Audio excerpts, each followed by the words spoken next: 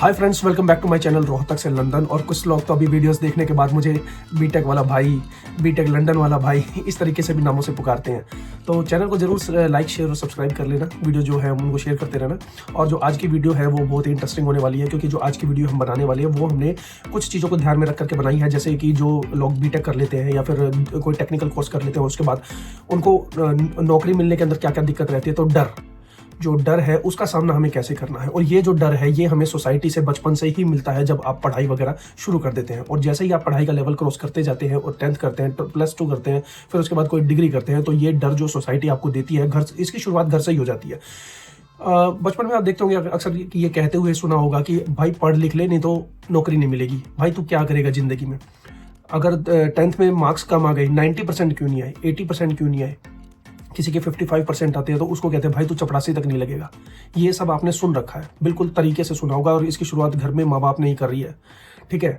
रिश्तेदार तो करते ही हैं, ताने मारते हैं, लेकिन माँ बाप जो होते हैं वो शुरू से ही करते हैं भाई तू करेगा क्या। लेकिन मैं कहता हूँ कि आपने 12th फेल देखी होगी ना, 35% वाले ने भी ऐसे ऐसे मुकाम हासिल किए हैं कि कुछ कहा नहीं जा सकता, ठीक है। और फिर +2 के बाद भी वही। तो मैं ये कहना चाहता हूँ कि 10th और +2 के जो मार्क्स होते हैं उससे कोई लेना देना नहीं होता। ये रियल लाइफ का ट्रुथ है, ठीक है। आपके 10th में कितने भी मार्क्स हों, आपके +2 में कितने भी मार्क्स हों, ऐसे लोगों ने ऐसे ऐसे एग्जाम्पल सेट किए हुए हैं जो बैक बेंचर्स थे, है ना। तो ऐसे ऐसे लोग हमको मिले हैं, हमने सोसाइटी में देखा है, जिन्होंने एक तरीके से मोटिवेशनल रूप में हम लोगों के लिए एक मोटिवेशन तैयार किया है। और इसी के साथ ही जब मैं बात करता हूँ डर की, जब आपकी डिग्री हो जाती है, कंप्लीट हो जाती है, तो उसके बाद ये जो डर है, ये जो खौफ है, ये आपको इस तरीके से परेशान करता है कि आप सोच ही नहीं पाते। इसलिए इस डर ने हालांकि ऐसा भी किया है कि कहीं कहीं जब भी अखबार उठा करके देखता हूँ तो किसी के +2 में कम नंबर आ गया, कुछ इस तरीके का, या बीटेक में, तो वो कुछ लोगों ने सुसाइड वगैरह भी किया, जो कि बहुत गलत है। और मैं किसी भी तरीके से इस चीज़ को प्रमोट नहीं करता हूँ। सिर्फ डर को दूर करने का जो तरीका है आज उसके ऊपर हम बात करेंगे। इंग्लिश में इसको फियर कहते हैं, अफ्रेड। और जो मैं इसको एक वर्ड से और क्लब करना चाहूँगा ताकि आप लोगों को आज की इस वीडियो के अंदर अच्छे से समझ में आए। डर के साथ रिस्क। जब आपका बचपन से स्टार्टिंग होती है एजुकेशन की, एजुकेशन लेवल आपका बढ़ता है, 10th करते हो, +2 करते हो, उसके बाद बीटेक की डिग्री करते हो या कोई और कोर्स करते हो, कोई भी, तो आपका जो डर होता है वो आपके दिमाग में बैठाया जाता है। आपको उस डर से लड़ने की जो ताकत होती है वो देनी चाहिए, लेकिन वो नहीं दी जाती है। आपके टीचर्स भी ऐसे मिले होंगे, आपके पेरेंट्स भी ऐसे मिले होंगे जो आपको डर के साए में समझाने की बजाय, समझाने का तरीका होता है, उस डर से निकालने की बजाय आपको और डराया जाता है। वो डर हमेशा बनता चला जाता है आगे आगे। तो उसके बाद आ जाता है रिस्क। जब आपका बीटेक डिग्री का क्रॉस कर लेते हो तो उसके बाद जो फैक्टर आता है वो रिस्क। और जिसने रिस्क ले लिया वो कामयाब भी हो जाते हैं, और इसका रेशो बड़ा हाई है, 90% तक ऐसा मैंने देखा है। जो रिस्क ले लेते हैं वो सक्सेस हो जाते हैं, और कुछ ऐसा होता है कि जिसकी किस्मत ही खराब हो तो वो बिना सोचे समझे जो रिस्क लेते हैं वो फेल भी हो जाते हैं लाइफ के अंदर। तो आज इन टॉपिक के ऊपर बात करेंगे, फियर, डर के बारे में और रिस्क के बारे में। तो दोस्तों जब हम स्टार्टिंग से ही अपनी पढ़ाई वगैरह घर के अंदर शुरुआत करते हैं, और हम हमेशा क्या करते हैं कि जब हमारा स्कूल लेवल स्टार्ट होता है तो हमको जब जो पढ़ाया जाता है, जो स्कूल में पढ़ाया जाता है, जो ये अपना ट्यूशन सेंटर्स पे पढ़ाया जाता है, फिर उसके बाद हम थोड़ा थोड़ा आगे बढ़ते हैं, तो हमारे ऊपर एक काफ़ी प्रेशर होता है कि हम अपनी जो पढ़ाई का, जो हमारा जो पीछे की जनरेशन है उसने किस तरीके से स्ट्रगल किया है वो मैं अच्छे से समझ सकता हूँ। लेकिन आजकल के जो पेरेंट्स हैं वो फिर भी कहीं ना कहीं, मुझे ऐसा लगता है कि एजुकेटेड हैं, जो अपने बच्चों को जैसे कोई खेलने में अच्छा है तो उसको प्रमोट करते हैं कि ठीक है भाई तू खेल, ज़्यादा प्रेशर के ऊपर पढ़ाई करने की जरूरत नहीं है, ठीक है, प्रेशर लेने की जरूरत नहीं है। ऐसे मैंने बहुत से पेरेंट्स देखे हैं। कुछ लोगों के बच्चे जो हैं वो मुखर्जी नगर में पेरेंट्स जो है ज़बरदस्ती भेजते हैं कि भाई तू कोचिंग लेने के लिए जा, ये कर, 4 साल लगा, 5 साल लगा, लेकिन तुझे करना है, और नहीं आया तो फिर एक वो जो आपस का ट्रस्ट होता है वो ख़त्म हो जाता है, ठीक है। तो वहाँ से डर की शुरुआत होती है। 10th है, मार्क्स कितने आए कितने नहीं आए, ऐसा नहीं होना चाहिए। पेरेंट्स जो हैं उनसे भी मेरी यही गुजारिश रहती है कि भाई आपके प्लस बच्चे अच्छा कर रहे हैं या कर रहे हैं, उनको साथ तो दो। कि भाई मोटिवेट करने का तरीका अलग होता है, डर बिठाने का तरीका अलग होता है, ठीक है। आपने बच्चे को डांट करके पढ़ाने के लिए बैठा दिया कि भाई तुझे पढ़ना ही है, ये करना ही है, और बच्चा फिर उस तरीके से आपके जो डर के साए के अंदर जी रहा है वो मुश्किल से कर रहा है, उसको थोड़ा टाइम दो, उसके साथ बैठो, उसके साथ खेलो, ठीक है, तब तो शायद उसको अच्छा लगे और फिर वो उन चीज़ों को समझे। उसका एक एनवायरनमेंट क्रिएट करो, उसको आप जो बनाना चाहते हो उस विषयों में बात करो, उस चीज़ को उसके दिल में बैठाओ कि ऐसा करने से क्या होता है क्या नहीं होता है, ठीक है। डर को ख़त्म करने के लिए आपको सबसे पहले उसका सच्चा दोस्त बनना पड़ेगा। ये डर को ख़त्म करने की सबसे पहली प्रायोरिटी रहती है कि अगर आपको अपने बच्चे के दिमाग से डर ख़त्म करना है तो आपको सबसे पहले उसका दोस्त बनना पड़ेगा। वो क्या सोचता है, कैसे सोचता है, क्या कर रहा है और उसकी प्लानिंग क्या है। देखो दोस्तों, आप अगर छोटी क्लासेस में हो और एक लॉन्ग टर्म की आप प्लानिंग करोगे, वो हमेशा फेल होगी। आप 5th में हो, 6th में हो, 10th में हो और आपने पहले से ही सोच लिया मुझे तो डॉक्टर बनना है, ठीक है, मुझे तो ये पायलट बनना है, मुझे कुछ भी करना है, वो हमेशा फेल होगी। उसके लिए बहुत आप इतनी लॉन्ग टर्म की प्लानिंग मत करो कभी भी कि क्या करना है, ठीक है। आप 5th से ही बच्चे के दिमाग में डाल देते हो आपको तो ये बनना है, ऐसा मत करो, ठीक है। उसको थोड़ा सा भापो कि बच्चा करना क्या चाहता है, किस दिशा में जाना चाहता है और कैसे वो धीरे धीरे उसका जो पढ़ाई के साथ साथ अगर आप उसको कुछ बनाना चाहते हो तो उसकी पढ़ाई पे वो इफेक्ट ना पड़े, और साथ के साथ अगर आप उसके कोई एक एक्टिविटी तैयार करवाना चाहते हो वो करवा सकते हैं, ठीक है। तो डर जो है वो बच्चे के दिमाग में पहले मत भरो। उसको मोटिवेट करने के लिए उसके रूम में ऐसे पोस्टर्स वगैरह लगाओ जिससे वो मोटिवेट हो। अगर आप उसको IAS वगैरह बनाना चाहते हैं तो ये कम से कम उसको दिखाओ कि हाँ IAS, कभी दिल्ली ले जाकर के दिखाओ तो लाल किला है या फिर वो सॉरी क्या बोलते हैं राष्ट्रपति भवन है, तो ये चीज़ें उनको कम से कम बताओ उसकी पावर क्या होती है, ये उससे डिस्कस तो करो। तो ये चीज़ करनी चाहिए। +2 और 10th के मार्क्स लेकर के आप कुछ भी हासिल नहीं कर पाओगे, ठीक है। इट्स गुड, ठीक है, आप पढ़ रहे हो, आपकी नॉलेज सबसे इंपॉर्टेंट करती है। आप कभी भी आगे जाओगे तो आपकी नॉलेज, आपका जो टेस्ट क्लियर करते हो नॉलेज के दम पे करोगे, ठीक है। लेकिन एक हंटर लेके खड़ा हो जाए शेर के आगे, वो तो डर के मारे वैसे ही शेर कूद पड़ेगा, तो ऐसा शेर बनने का कोई फ़ायदा नहीं है। दूसरी चीज़ आती है कि मतलब जो हमने देखी है कि सोसाइटी के अंदर जो माइंड चेंजेस हो रहे हैं कुछ लोगों को देख करके, ठीक है। अभी का टाइम ऐसा आ रहा है कि कुछ लोग सक्सेसफुल हो रहे हैं तो उनको देख करके सोसाइटी का भी माइंड चेंज हो रहा है।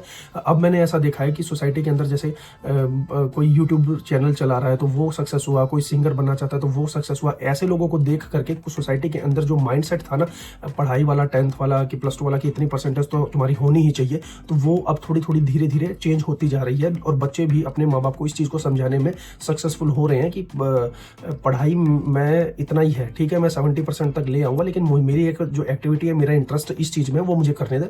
तो पेरेंट्स जो है आज के 2024 के सोसाइटी के हिसाब से मैं बता रहा हूँ कि ये हो रहा है। तो ये बहुत ही अच्छी चीज़ है कि अपना एनवायरनमेंट्स को देख करके, टीवी को देख करके कुछ माँ बाप जो है वो बदल भी रहे हैं और अपने बच्चों को सपोर्ट भी कर रहे हैं। तो इस दिशा में काम करते रहना चाहिए। फिर एक आ जाता है कि सबसे बड़ा क्वेश्चन ये आ जाता है कि आज के टाइम में जब हम +2 और B.Tech वगैरह की डिग्री, कोई भी डिग्री करने के बाद जब बाहर निकलते हैं तो जो डर होता है वो सबसे बड़ा डर होता है। और उस डर में सबसे पहली चीज़ ये आ जाती है कि मुझे नौकरी मिलेगी या नहीं मिलेगी। ये फाइनल ईयर के अंदर ही आ जाता है बच्चों के अंदर। जो B.Tech स्टूडेंट्स होते हैं उनके अंदर तो ये चीज़ आई जाती है कि मुझे नौकरी मिलेगी या नहीं मिलेगी, मेरी प्लेसमेंट होगी या नहीं होगी। अरे भाई, उन 4 लोगों की तो प्लेसमेंट में नंबर आ गया, मेरा नहीं आया, अब मैं क्या करूँ। तो ऐसे लोगों को ना अपने डर पे काबू पाने के लिए सबसे बढ़िया चीज़ ये है कि मैंने जैसे बताया कि ये जो चीज़ आप डिग्री के बाद निकलने के बाद सोचते हो उसको 1 साल पहले ही सोच लो। और उसको सोचने के लिए के से पहले अपने आसपास का जो एनवायरनमेंट है, अपने उसके रिसोर्सेज तैयार कर लो। अब मैं कई बार देखता हूँ कि कई बच्चों के मैं CV देखता हूँ तो उसमें मैं सबसे पहले ये चीज़ जो देखना चाहता हूँ वो ये देखना चाहता हूँ कि बच्चे को लिंक्डइन की नॉलेज है, इंडीड की नॉलेज है। लिंक्डइन पे वो कितना टाइम दे रहा है, नहीं, उसका टाइम फेसबुक पे ज़्यादा है। कई बार मैं रैंडमली कोई मेरे से बात करता है तो मैं फेसबुक उसका चेक कर लेता हूँ कि उसने फेसबुक को कितने घंटे दिए और लिंक्डइन को कितने घंटे दिए। तो जब आप ये टाइम मिसमैच करते हो ना, टाइम मैनेजमेंट इस तरीके से नहीं बनाते हो, बैलेंस नहीं कर पाते हो, तो फिर दिक्कत वहीं से शुरू होनी स्टार्ट होती है। आपको लिंक्डइन के बारे में पता नहीं, आप जॉब एक्सपेक्ट करते हो 15 लाख की, तो ऐसा मत करो। डर पे और रिस्क पे काबू करने से पहले आप अपने अंदर कुछ चेंजेस लेकर के आओ, ठीक है। आप ऐसे दोस्त बनाओ जो आपकी तरह सोचते हो, जो आपको मोटिवेट करते हो, जो आपका साथ देते हो, ऐसी चीज़ों की एक्टिविटी करने के लिए आपके साथ में रहते हो। लिंक्डइन वगैरह की प्रोफाइल बनाओ, उसमें थोड़ा पढ़ो। और जब भी इंटरव्यू वगैरह की तैयारी करनी है, ये तो दिमाग में सोच लिया कि मुझे इंटरव्यू देना है लेकिन मेरे पास जॉब अपॉर्चुनिटी अभी है नहीं, ठीक है, ये तो आपने सोच लिया, लेकिन उसके लिए आपने तैयारी कितनी करी? क्या आपने इस चीज़ की तैयारी की कि मुझे लिंक्डइन पे जाकर के मुझे लोगों की प्रोफाइल देखनी है कि वर्ड टू वर्ड कनेक्शन किसको बोलते हैं? सिर्फ B.Tech लिख दिया आपने अपने नाम के नीचे, आपने स्किल्स लिखी? आपने ये चीज़ देखी कि मैं किसी अगर फ्रेशर जो 1 साल या 2 साल के जहाँ पे जिस लेवल पे मुझे पहुँचना है, जिन फ्रेशर्स ने अप्लाई किया है वो उनका एज ए फ्रेशर और 1-2 साल के काम करने के बाद कितना डिफरेंस आया? लिंक्डइन पे ये सब चीज़ें आपको मिलेंगी। तो थोड़ा सा क्रिएटिव दिमाग लगाना है। अगर क्रिएटिविटी आप थोड़ा सा इन चीज़ों के अंदर रिसर्च कर लेंगे, थोड़ा सा इन चीज़ों को टाइम देंगे, अपनी टाइम मैनेजमेंट ठीक कर लेंगे, तो ये चीज़ें जो है आपको कभी भी ऐसा जो डर का माहौल आपके अंदर साए बना होता है, इसमें ये कभी आपको आने ही नहीं देगा। आप इतने कॉन्फिडेंट हो जाओगे थोड़ा बहुत रिसर्च करने के बाद। ऐसे लोगों के साथ बात करना शुरू करो। फ़ोन पे अगर मान लो आप 8 घंटे फेसबुक चला रहे हो तो कम से कम आधा घंटा तो लिंक्डइन पे दो। उससे आपके क्या है कि माइंड सेट जो है वो आपका चेंज होगा, आपकी थिंकिंग थ्योरी जो है वो चेंज होगी, क्रिएटिव आइडियाज़ आपको आएंगे और आपके अंदर से डर नाम की जो चीज़ है वो बिल्कुल ख़त्म हो जाएगी। हम जनरली जब बात करते हैं अपने दोस्त के साथ तो हमारा जो आजकल जो टॉपिक है वो ये चल रहा है कि क्या लाइफ के अंदर जो अनएजुकेटेड पीपल हैं वो ज़्यादा सक्सेसफुल हो रहे हैं मतलब एजुकेटेड लोगों की बजाय। तो मैंने एक रिसर्च इस पे जब की और मतलब कि जैसे 5 उंगलियां दोस्तों बराबर नहीं होती है। जब हम किसी बात को अपने मुंह से कहते हैं तो वो उसका मतलब ये नहीं है कि वो सब पे अप्लाई होता है, वो कुछ पार्ट पे अप्लाई होता है। और हमारी वीडियोस जो है वो सबके लिए नहीं होती हैं, 2 तबके हैं, ठीक है। अमीर वाला तो भूल ही जाओ। हम जो वीडियोस बनाते हैं वो इसके लिए बनाते हैं ताकि जो गरीब का बच्चा है वो मीडियम लेवल में आ सके और मीडियम का जो बच्चा है वो थोड़ा और ऊपर जा सके, ठीक है। तो जो मैंने ये बात कही कि अनसक्सेसफुल पीपल जो हैं वो ज़्यादा सक्सेसफुल हो रहे हैं, तो उसके अंदर कुछ रेशो है, कुछ रेशो ऐसा देखने को मिला जहां पर उन्होंने रिस्क लिया, मेहनत करी और उसके बाद वो ज़्यादा सक्सेसफुल हुए मोर देन एजुकेटेड पर्सन। उसका सबसे बड़ा कारण ये है कि वो रिस्क ले लेते हैं। एक हमारे गाँव के अंदर एक अंकल जी हैं, तो वो उनकी थ्योरी ये है कि उन्होंने मेहनत बहुत करी, अनएजुकेटेड थे, मेहनत बहुत करी उन्होंने। मतलब एजुकेटेड पर्सन के साथ ये होता है ना कि उसको कोई भी काम पकड़ा दो वो कर लेगा और उसके अंदर रिस्क लेने के लिए तैयार हो जाएगा। अगर रिस्क ले लिया तो मैं ये कहता हूँ किस्मत आपका साथ हमेशा देगी। तो उन्होंने क्या हुआ, जैसे आपने दूसरे लोगों की भी स्टोरी सुनी होगी, मतलब कई बार मैंने भी देखा है यूट्यूब वगैरह पे, अंबानी वगैरह इन सब की जो स्टोरी है वो भी यही है।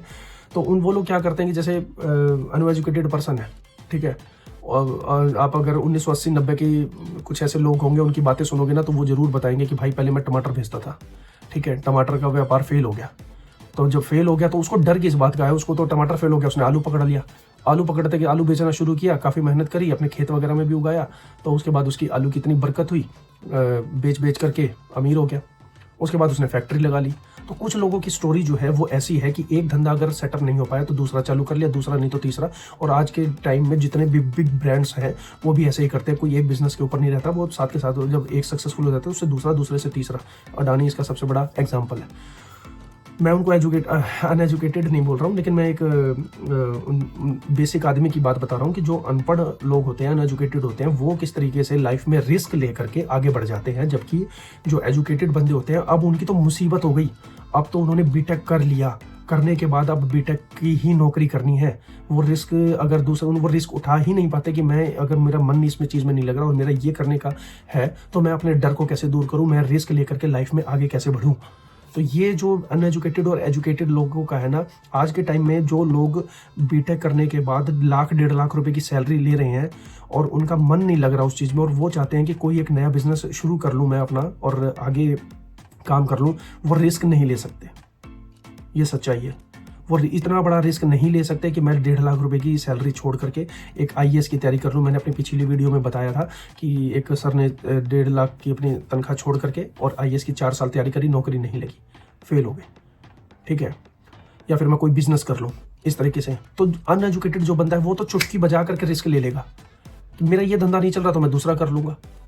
तो इसके ऊपर जब हम रिसर्च करते हैं तो हम ये देखते हैं कि टाइम को जरूर भाप लेना चाहिए कि हम आज के टाइम में कहाँ बैठे हैं और हमारी आगे की प्लानिंग क्या है। मैंने हमेशा ये कहा है कि लॉन्ग टर्म प्लानिंग मत करो, लेकिन शॉर्ट टर्म प्लानिंग करके जरूर चलो। अपनी उसमें एक चीज़ होती है कि आपका शॉर्ट टर्म गोल क्या है, लॉन्ग टर्म गोल क्या है, ठीक है। लॉन्ग टर्म गोल को सक्सेसफुल बनाने के लिए हमें शॉर्ट टर्म गोल को सक्सेसफुल बनाना पड़ेगा। अगर आज मैंने ये सोचा कि मुझे मेरा लॉन्ग टर्म गोल तो ये है, लेकिन मैं शॉर्ट टर्म गोल मेरा ये है कि 1 महीने के अंदर अंदर मेरे को ये चीज़ कर लेनी है, तो आपको उसको करने के लिए मेहनत करनी पड़ेगी और ऐसे छोटे छोटे चीज़ें करके ही आप आगे बढ़ सकते हो। लेकिन उसके लिए सबसे चीज़ बड़ी ये है कि अगर आप किसी लाइन पे सही चल रहे हो, ठीक है, किसी लाइन पे अगर सही चल रहे हो तो अगर आप उस चीज़ पे जा करके आगे की एक छोटा मोटा रिस्क ले भी लेते हो ना, तो भी मुझे ऐसा लगता है कि रिस्क जो है वो आपके फेवर में होगा, लेकिन वो आप उसी लाइन में ले रहे हो। तो जैसे मैंने ऐसे टाइम पे नौकरी छोड़ी थी जब कोविड चल रहा था क्योंकि मैं कई सालों से एक ही कंपनी में बैठा हुआ था और जब मेरे हाथों से वो किसी कोई इंसिडेंट हो गया था, तो उस वजह से मैंने नौकरी छोड़ करके दूसरी कंपनी में ज्वाइन की और कंपनी ने मना कर दिया मुझे। अब मैं ना इधर का रहा ना उधर का रहा, लेकिन वो मेरा एक टर्निंग पॉइंट था, रिस्क था। मैंने रिस्क ले लिया, लेकिन मुझे 2 महीने के बाद दूसरी कंपनी में जॉब मिल गई और बड़े पैकेज पे, डबल पैकेज पे। तो रिस्क जो है वो इंसान को ले लेना चाहिए अगर आप जो डायरेक्शन है वो सही है। लेकिन अगर आप अपने 5 साल के करियर को, एक्सपीरियंस को छोड़ करके और किसी नए फील्ड के अंदर रिस्क ले रहे हो, तो वो रिस्क मैं सजेस्ट नहीं करूँगा। उस पर डिपेंड करता है कि आपने उस चीज़ के लिए कितनी मेहनत करी है और कितनी रिसर्च की है। तो वो चीज़ बड़ी इंपॉर्टेंट रहती है और उस चीज़ को मेरे हिसाब से थोड़ा सा सोच समझ के करना चाहिए। तो ये बात हो गई कि अनएजुकेटेड और जो सक्सेसफुल अनएजुकेटेड है जो और एजुकेटेड लोग हैं, तो उन लोगों के बीच में जो डिफरेंस क्रिएट होता है रिस्क का और डर फैक्टर का, तो फिर वो किस तरीके से आप लोगों को काम करना है। अपने अंदर से हर इस बात का तो डर निकाल ही देना चाहिए कि अभी मैं करंटली कोई काम कर रहा हूँ, उसमें मुझे कितनी मेहनत करनी है आगे सक्सेसफुल होने के लिए। तो अभी स्टार्टिंग पॉइंट आपका सिर्फ मेहनत मांगता है, वो आपको करते रहना चाहिए। ठीक है, साइड बाय साइड आप अगर आप किसी चीज़ में परफेक्ट हो रहे हैं और साइड बाय साइड आप कुछ करना चाहते हैं, वो आप कर सकते हैं। आप आपके ऊपर डिपेंड करता है कि आप कितना टाइम एक दिन में बचा रहे हैं अपना एक चीज़ में कंटिन्यू ध्यान लगा करके दूसरे चीज़ को करने के लिए आप कितना टाइम दे रहे हैं। वो चीज़ें थोड़ा साथ साथ चलती हैं। ठीक है, लेकिन अगर आपका लॉन्ग टर्म गोल है तो फिर मेरा सजेशन यही है कि अगर किसी चीज़ को आप कर रहे हो तो आप अपना 100% उसी में दो। मतलब 2 नाव में सवार ऐसे मत हो कि मैं थोड़ा टाइम इसको दे देता हूँ, थोड़ा उसको दे देता हूँ, ऐसा मत करो। ठीक है, अगर आपको आपने डिसाइड कर लिया कि मुझे तो भाई फेमस यूट्यूबर बनना है, ठीक है, तो आप उसका 100% दो फिर अपना उसमें। ठीक है, दोनों चीज़ें नहीं हो पाएंगी। हाँ, लेकिन अगर आप ये कर रहे हो कि मुझे तो भाई 30 लाख का 50 लाख का पैकेज ही कमाना है और मैं तो एक सॉफ्टवेयर इंजीनियर ही बनना चाहता हूँ, मैं तो IT इंडस्ट्री में ही जाऊँगा, तो फिर आप अपनी ताकत वहाँ पे लगाओ। सर्टिफिकेशंस करो, काम करो, अच्छे से कोडिंग वगैरह करो, सर्टिफिकेशन ऐसी करो जो आपको थोड़ा सा और आगे ले जा सके। मैनेजमेंट लेवल की सर्टिफिकेशन करो, हो जाएगा। आपने 100% दिया, लेकिन उस टाइम पीरियड के दौरान जब आपका स्ट्रगल चल रहा होगा, उस टाइम पीरियड में वहाँ आपने ध्यान भटका लिया और किसी और चीज़ में अपना आधा टाइम डिवाइड कर दिया, फिर वो गलत हो जाएगा।